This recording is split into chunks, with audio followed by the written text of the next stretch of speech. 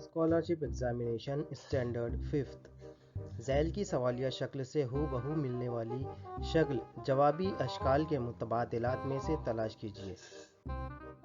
सवालिया शक्ल और उसके सामने 4 जवाबी शक्लें दी गई हैं। अगर हम ऑप्शन नंबर 1 की बात करें तो यहाँ पर 3 लकीरें नज़र आ रही हैं, जो कि सवालिया शक्ल के अंदर 4 लकीरें हैं, इसलिए ये हमारा जवाब नहीं हो सकता। ऑप्शन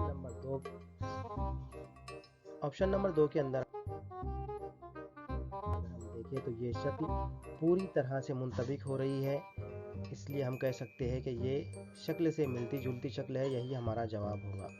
ऑप्शन नंबर 3 पर अगर हम गौर करें तो ई नुमा जो निशान नज़र आ रहे हैं वो बाहर के जानिब खुले नज़र आ रहे हैं, जबकि सवालिया शक्ल में ये दोनों अशकाल अंदरूनी जानिब बनी हुई नज़र आ रही है, इसलिए ये जवाब हमारा नहीं हो सकता।